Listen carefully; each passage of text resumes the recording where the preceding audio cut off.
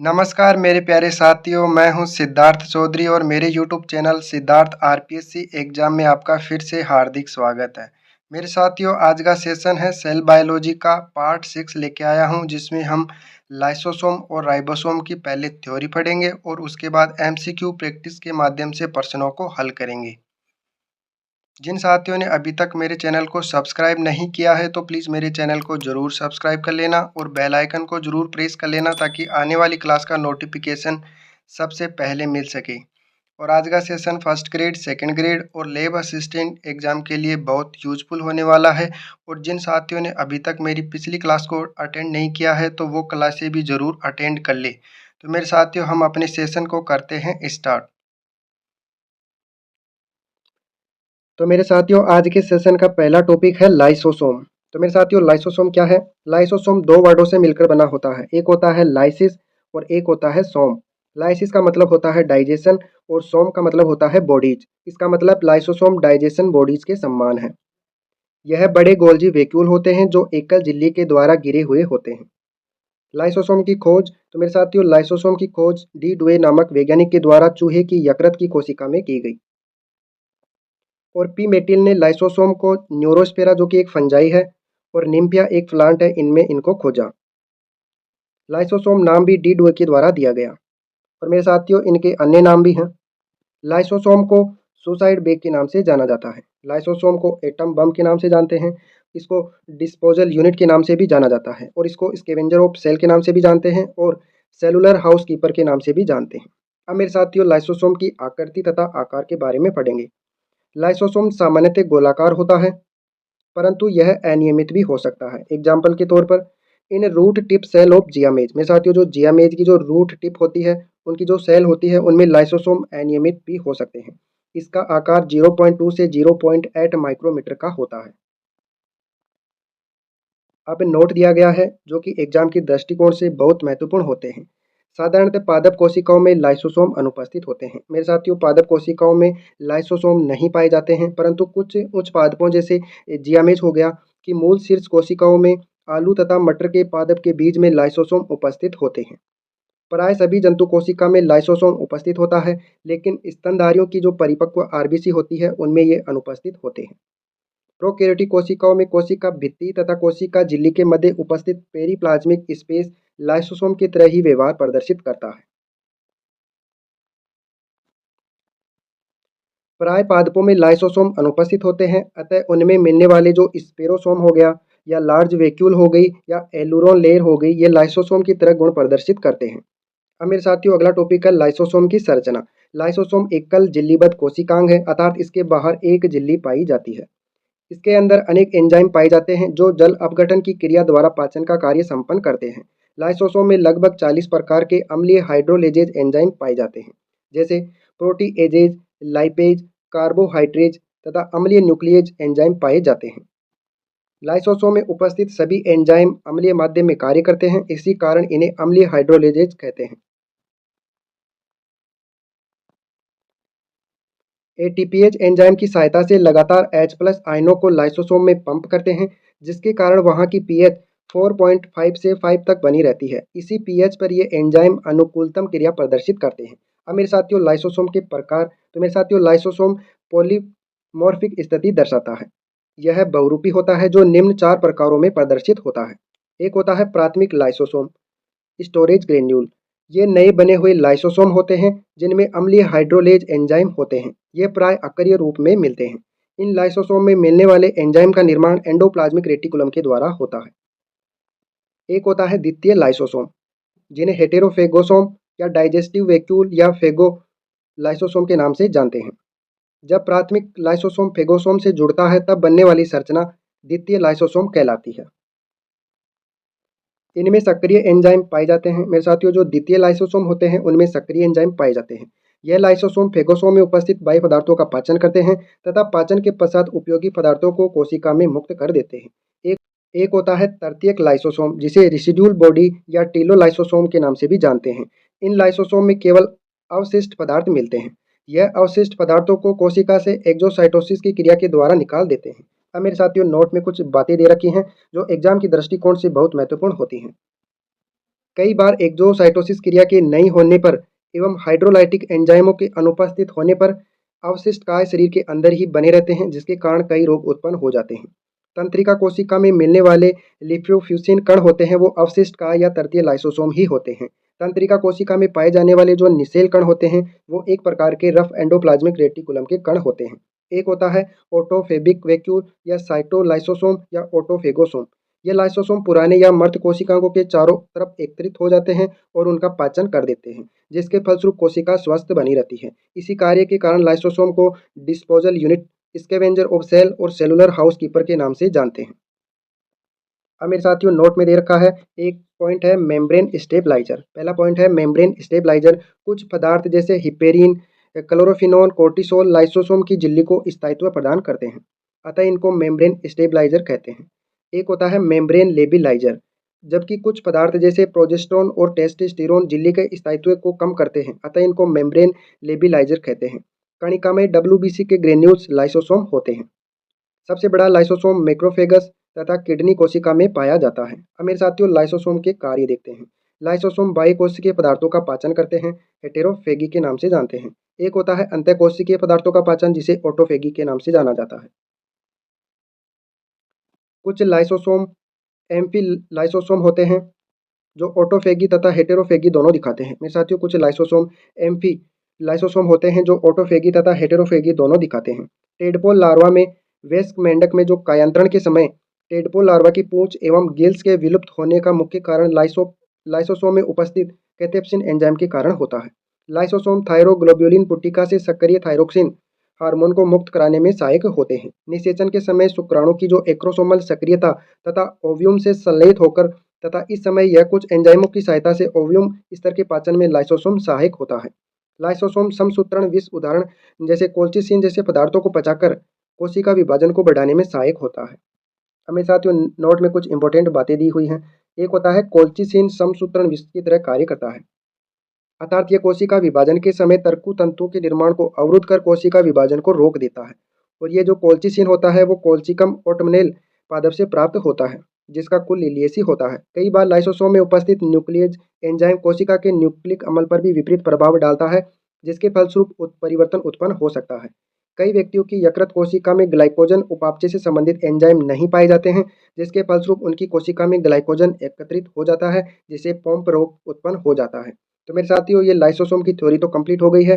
अब हम राइबोसोम के बारे में पढ़ते हैं। तो मेरे साथियों राइबोसोम के बारे में पढ़ते हैं। राइबोसोम झिल्ली रहित दानेदार संरचना होती है। यह राइबो न्यूक्लियोप्रोटीन के तत्व होते हैं। राइबोसोम की खोज क्लाउडे ने राइबोसोम को देखा, लेकिन उन्होंने इसे माइक्रोसोम नाम दिया, जबकि माइक्रोसोम तो वास्तव में रफ एंडोप्लाज्मिक रेटिकुलम के टुकड़े थे।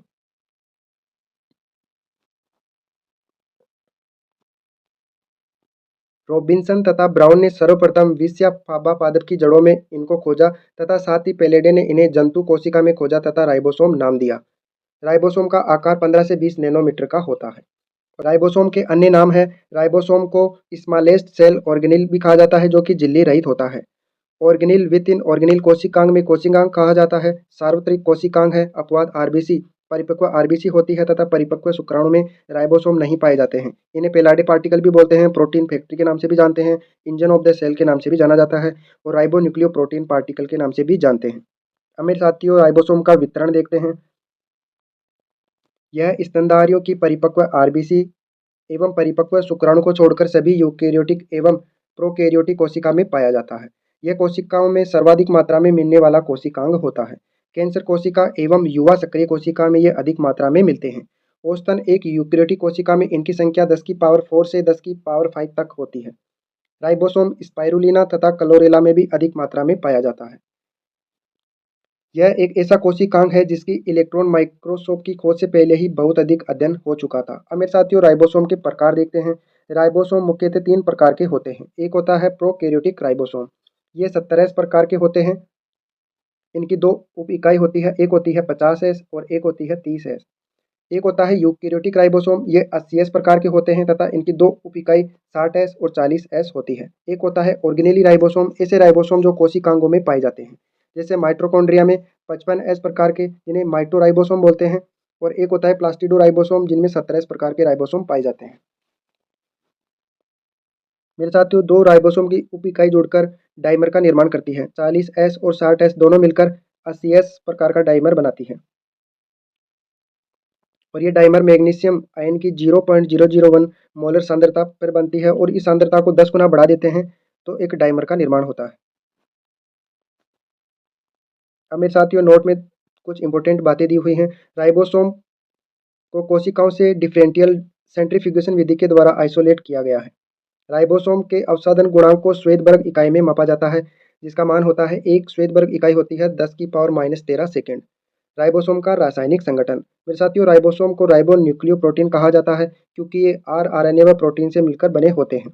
इनके अलावा राइबोसोम में लिपिड व कुछ द्विसंयोजी धातु जैसे मैग्नीज+2, मैग्नीशियम+2 और कैल्शियम+2 आदि पाए जाते हैं।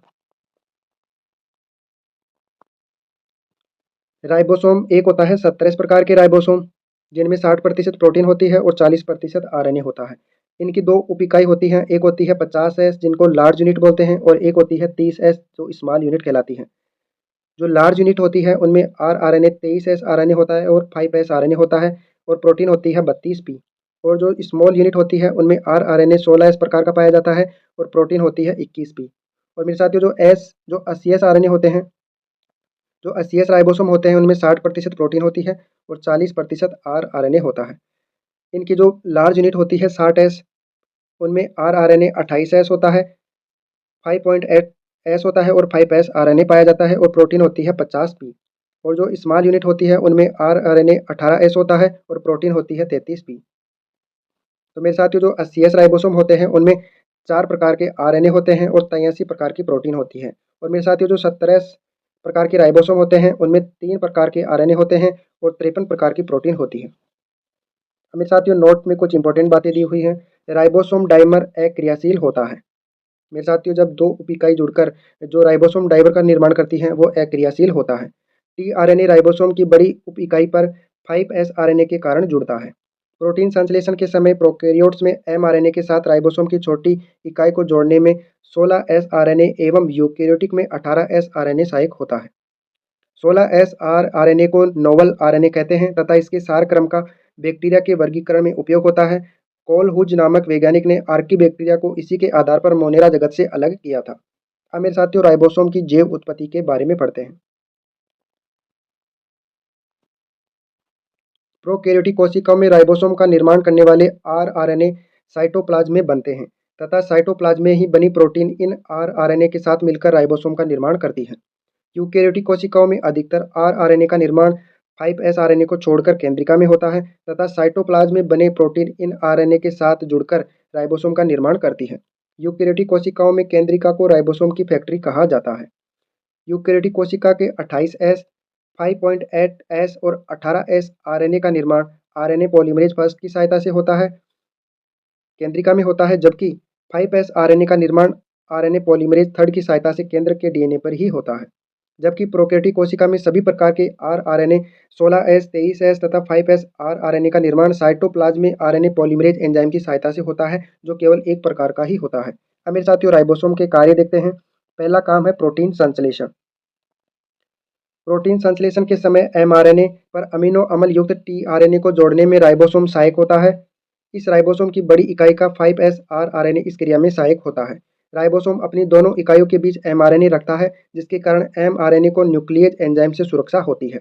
अब मेरे साथियों, आपकी थ्योरी कंप्लीट हो गई है। अब हम प्रैक्टिस के माध्यम से, एमसीक्यू प्रैक्टिस के माध्यम से प्रश्नों को हल करते हैं।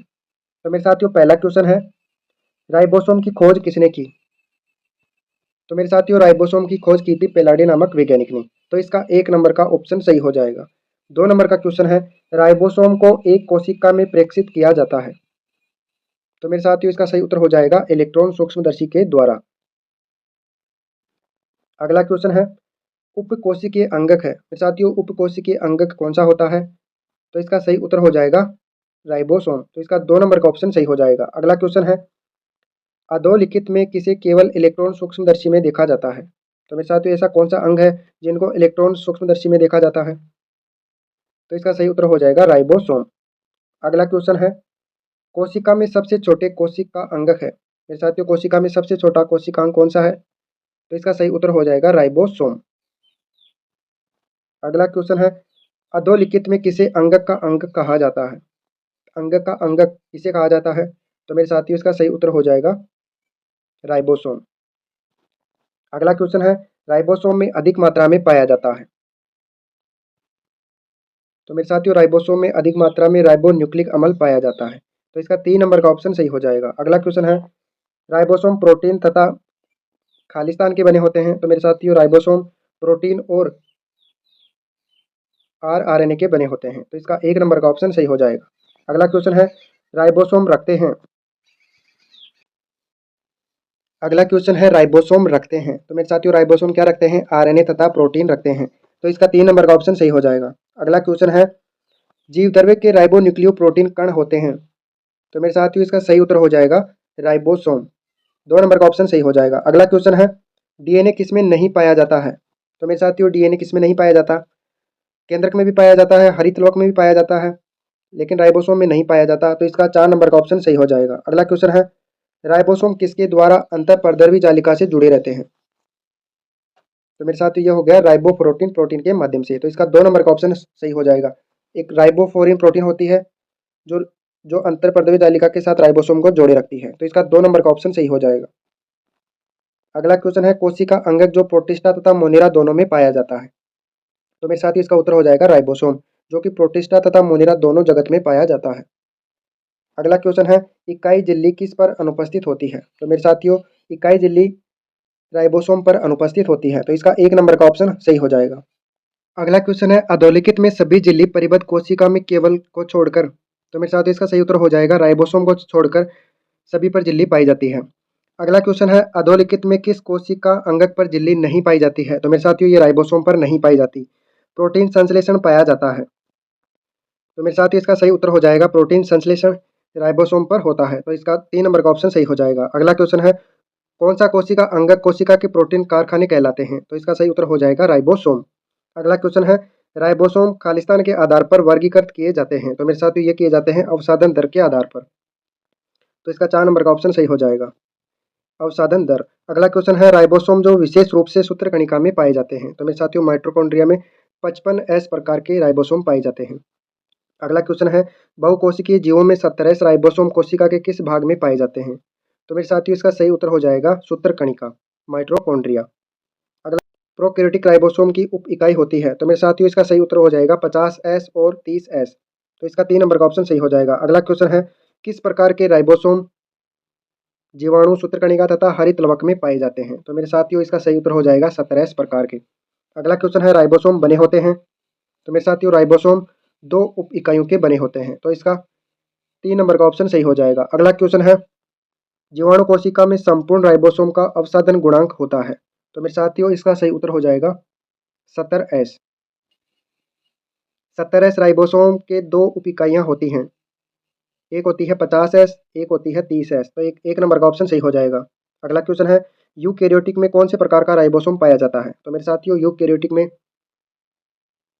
दोनों प्रकार के होते हैं, एक तथा दोनों, 17S भी होता है और 80S भी होता है, तो इसका 4 नंबर का ऑप्शन सही हो जाएगा। अगला क्वेश्चन है, यूकेरियोट में राइबोसोम होते हैं, यूकेरियोट में राइबोसोम होते हैं 80S प्रकार के।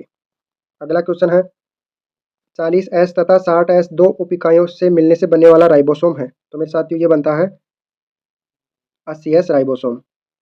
अगला क्वेश्चन है, 80S राइबोसोम में बड़ी उप इकाई है। तो मेरे साथियों 80S राइबोसोम में बड़ी उप इकाई होती है 60S।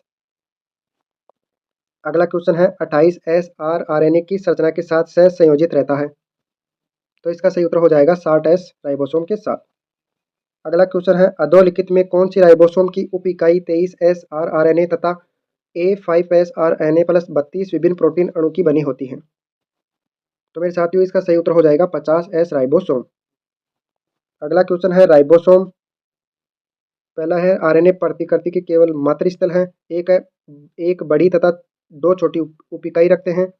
अगला ऑप्शन है, प्रोकैरियोटिक तथा यूकेरियोट में समान घटक रखते हैं, 2 अथवा 3 वृहत स्थल रखते हैं जो कि टीआरएनए से बंधित होते हैं। तो मेरे साथियों जो राइबोसोम होते हैं वो प्रोकैरियोट तथा यूकेरियोट में समान घटक रखते हैं, तो इसका 3 नंबर का ऑप्शन सही हो जाएगा।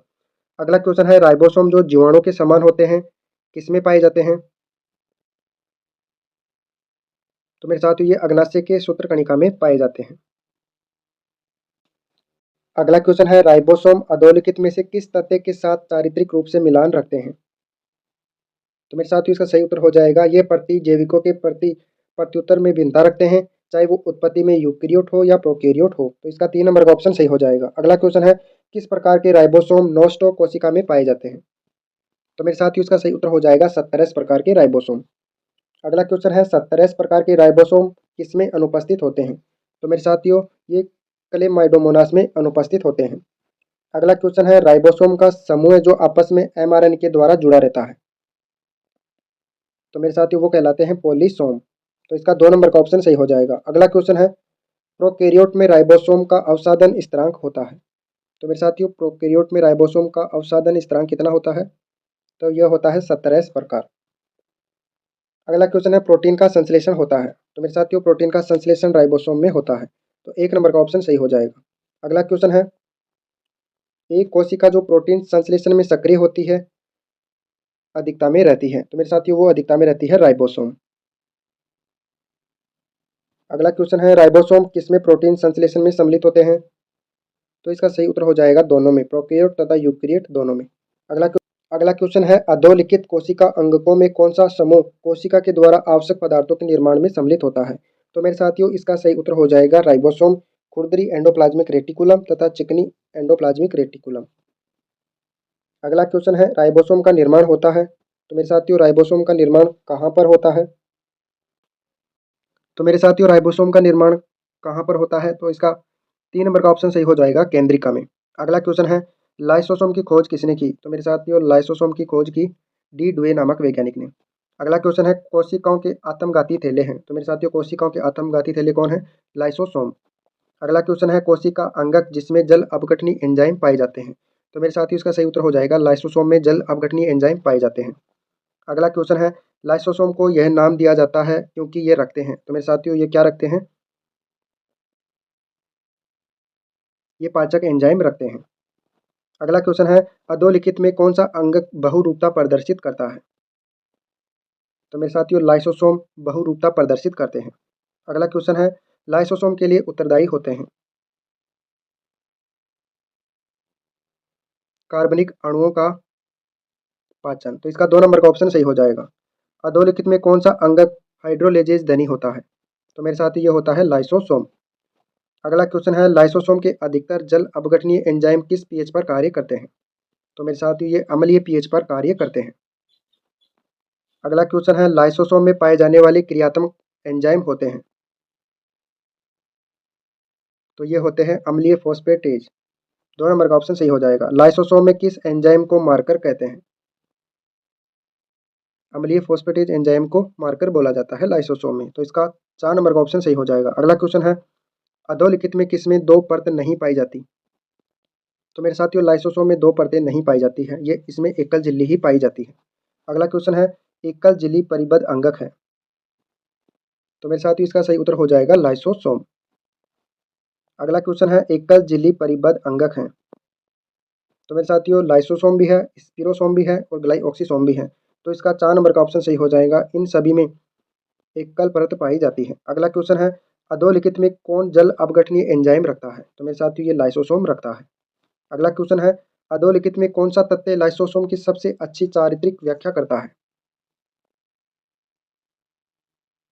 तो मेरे साथियों इसका सही उत्तर हो जाएगा कुछ कोशिका द्रव्य प्रोटीन लाइसोसोम को निर्देशित करने के लिए संकेत रखती है। तो इसका 4 नंबर का ऑप्शन सही हो जाएगा। अगला क्वेश्चन है कोशिका अंगक जो स्वलयन के लिए उत्तरदायी होता है, तो वो होता है लाइसोसोम। अगला क्वेश्चन है कोशिका अंगक जो अंतःकोशिकीय पाचन में महत्वपूर्ण भूमिका निभाता है, तो इसका उत्तर हो जाएगा लाइसोसोम। अगला क्वेश्चन है लाइसोसोम किसमें सम्मिलित नहीं होते हैं? तो मेरे साथियों लाइसोसोम स्वभक्षण में भी सम्मिलित होते हैं, बाह्य कोशिकीय पाचन में भी होते हैं, अपनी परपोषी कोशिका का पाचन भी कर देते हैं, लेकिन लाइसोसोम एंजाइम का संश्लेषण नहीं करते हैं। अगला क्वेश्चन है अधोलिखित में कौन सा तथ्य लाइसोसोम के बारे में गलत है? तो मेरे साथियों इसमें गलत को चुनना है। ये स्वभक्षी होते हैं, ये बात तो सही है। ये अम्लीय हाइड्रोलेजेज तथा अन्य एंजाइम से भरे रहते हैं, ये बात भी सही है। ये संरचना तथा कार्य में एक रूपता तथा समरूपता रखते हैं, तो मेरे साथियों ये गलत हो गया। लाइसोसोम बहुरूपी होते हैं। जब एक लाइसोसोम फेगोसोम के साथ संयुक्त होता है तो इसके परिणाम स्वरूप क्या बनता है? तो मेरे साथियों इसका सही उत्तर हो जाएगा द्वितीयक लाइसोसोम। अगला क्वेश्चन है तालिका फर्स्ट और तालिका सेकंड के साथ मिलान कीजिए तथा संकेतों के आधार पर सही उत्तर का चयन कीजिए। तो मेरे साथियों एक तरफ दे रखे हैं सब स्ट्रक्चर और एक तरफ दे रखे हैं उनके कार्य। न्यूक्लियोसोम का कार्य क्या होता है? तो मेरे साथियों न्यूक्लियोसोम का कार्य होता है स्ट्रक्चरल यूनिट ऑफ क्रोमेटिन का काम करना। और एक होती है ट्यूबुलिन प्रोटीन, इसका कार्य क्या होता है? तो मेरे साथियों इसका कार्य होता है प्रोटीन यूनिट ऑफ माइक्रोट्यूबुल्स। डेस्मोसोम का कार्य क्या होता है? इनका होता है सेल एडहेरिंग जंक्शन का काम करना। और लाइसोसोम का क्या होता है? इन्हें बैटरी ऑफ डाइजेस्टिव एंजाइम बोलते हैं। इसका सही कूट चुनना है तो मेरे साथियों इसका सही कूट हो जाएगा, एक में 3 आ रहा है, बी में 4 आ रहा है, सी में 1 आ रहा है और डी में 2 आ रहा है। तो इसका 2 नंबर का ऑप्शन सही हो जाएगा। अगला क्वेश्चन है अधोलिखित में 3 तथ्य कोशिकांगों के लिए सही है जबकि एक गलत है, उसका चयन कीजिए। मेरे साथियों 3 कथन तो सत्य दिए हुए हैं और एक कथन गलत दिया हुआ है, हमें उस गलत कथन का चयन करना है। लाइसोसोम द्विझिल्ली परिबद्ध पुट्टिकाएं जो गोल्जी उपकरण से मुकुलित होती हैं तथा पाचक एंजाइम रखती हैं। तो मेरे साथियों पहला ऑप्शन ही गलत हो गया। लाइसोसोम एकल झिल्ली परिबद्ध पुट्टिकाएं होती हैं, ना कि द्विझिल्ली परिबद्ध पुट्टिकाएं। तो इसका पहला ऑप्शन ही गलत हो गया, बाकी के 3 ऑप्शन सही हैं। और मेरे साथियों आज की क्लास का लास्ट क्वेश्चन है लाइसोसोम सर्वप्रथम किस कवक में प्रक्षेपित किए गए? तो मेरे साथियों इसका सही उत्तर हो जाएगा न्यूरोस्पोरा। तो मेरे साथियों आज के लिए इतना ही। अगर आपको सेशन अच्छा लगा तो अपने दोस्तों के साथ ज़्यादा से ज़्यादा साझा करना। और जिन साथियों ने अभी तक मेरे चैनल को सब्सक्राइब नहीं किया है तो प्लीज़ मेरे चैनल को जरूर सब्सक्राइब कर ले और बेल आइकन को जरूर प्रेस कर ले ताकि आने वाली क्लास का नोटिफिकेशन आपको सबसे पहले मिल सके। तो मेरे साथियों आज के लिए इतना ही। जय हिंद, जय भारत।